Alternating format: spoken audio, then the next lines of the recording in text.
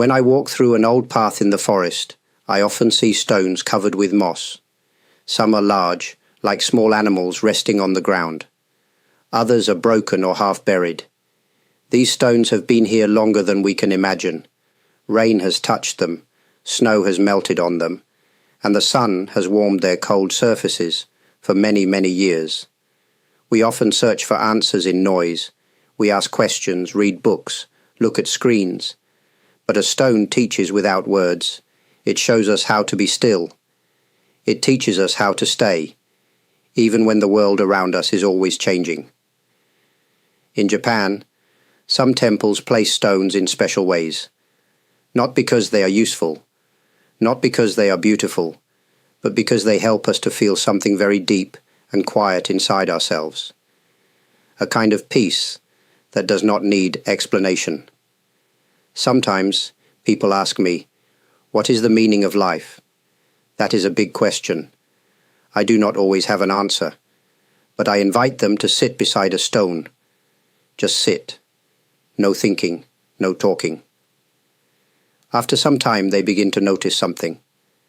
Their breath becomes slower, their heart feels lighter, and they stop needing an answer.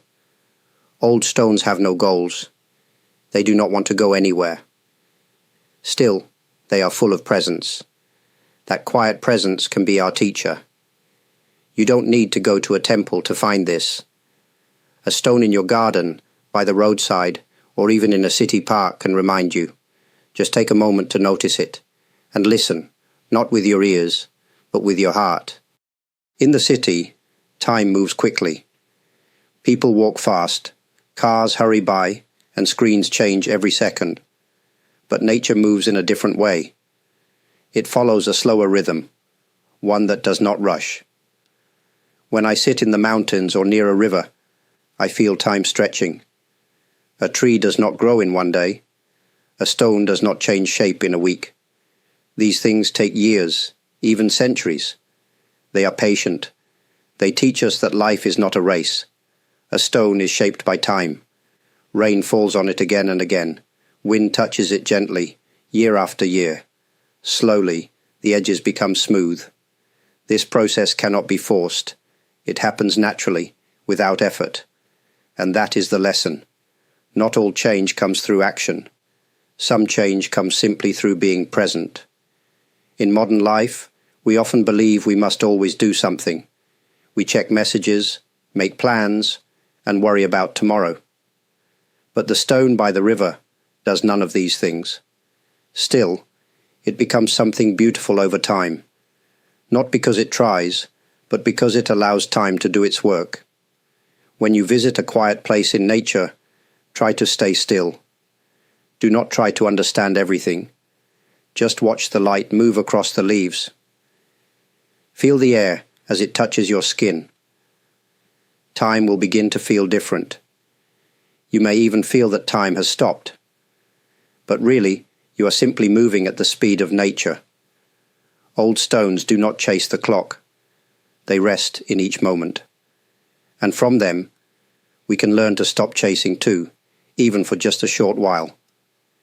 In that stillness, we may begin to feel truly alive. When we face hard times in life, we often try to fight back. We resist. We push against pain, against loss, against things we cannot control. But stones show us another way. A stone does not resist the rain. It does not complain when the wind is cold, or when water flows over it for years. It simply stays where it is. That is not weakness. It is a quiet strength, an endurance without resistance. In Japanese gardens, stones are placed to represent mountains, islands, or even quiet strength itself. They do not change with the seasons, but they hold the memory of every season that passes. Snow falls, then melts. Leaves fall, then grow again. The stone remains. This kind of endurance is not about being hard or cold. It is about accepting what comes and continuing to be, no matter what. Many people think strength means fighting, but true strength can also mean staying still in the storm. Think about the ocean. Waves crash again and again, but the stones below do not break. Over time, they may change shape, but not because they fought the waves. They simply allowed time and water to pass over them.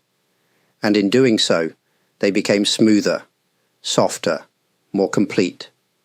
In life, we all experience moments we wish to avoid: pain, sadness, change. But maybe we don't need to escape. Maybe we just need to sit like the stone, letting the waves pass over us. Not pushing back, not giving up, just being there. And over time, like the stone, we may find we have become stronger. Not because we fought harder, but because we learned to endure with quiet dignity. In the modern world, many people try to look perfect. Perfect clothes, perfect homes, perfect photos online. But in nature, perfection is not the goal, and old stones remind us of this. Look closely at an old stone. It may have cracks. Parts may be chipped or broken. Its color may be uneven. But somehow, it still feels complete. In fact, these imperfections make it more interesting, more real. In Japan, we have an idea called wabi-sabi.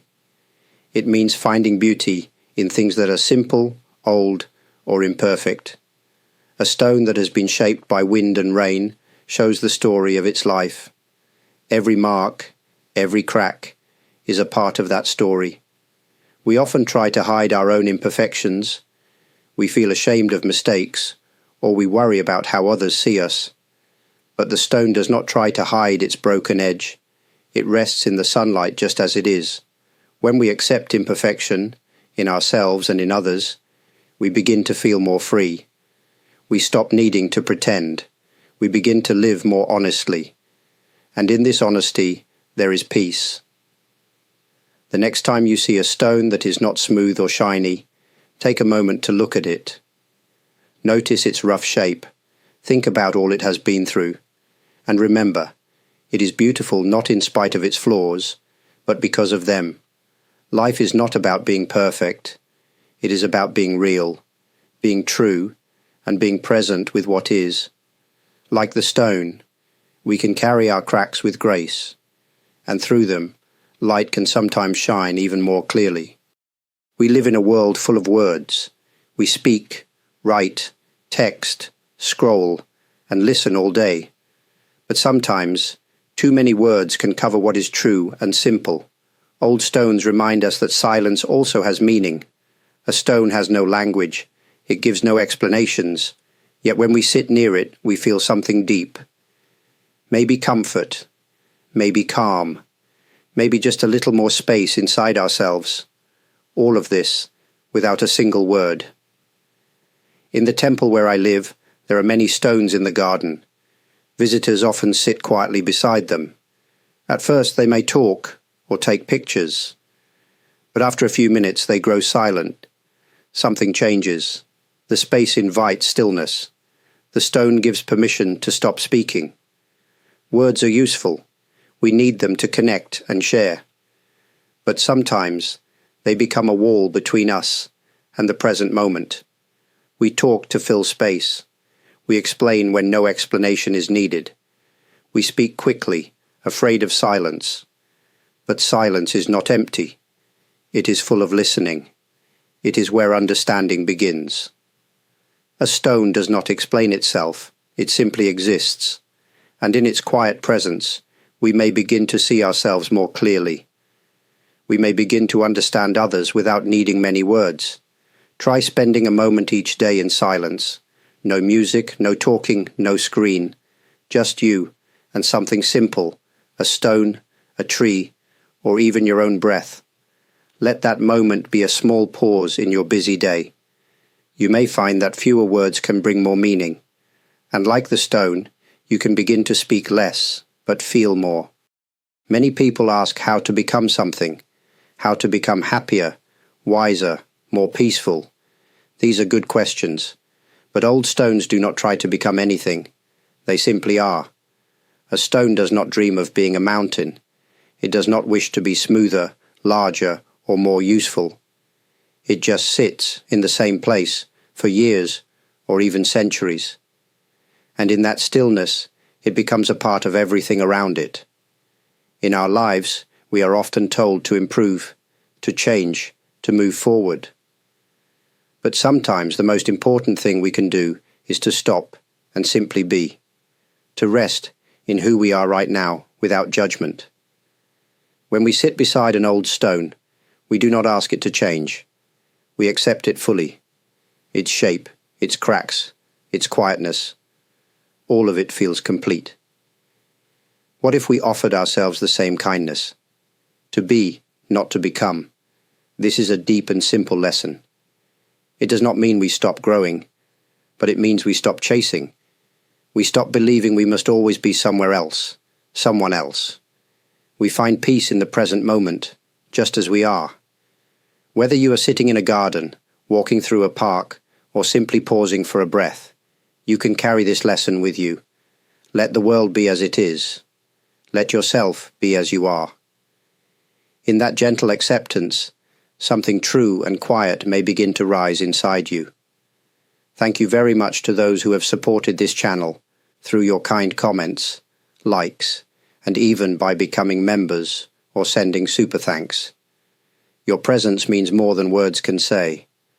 I am quietly grateful for each of you, and I hope these simple reflections bring a little stillness to your day.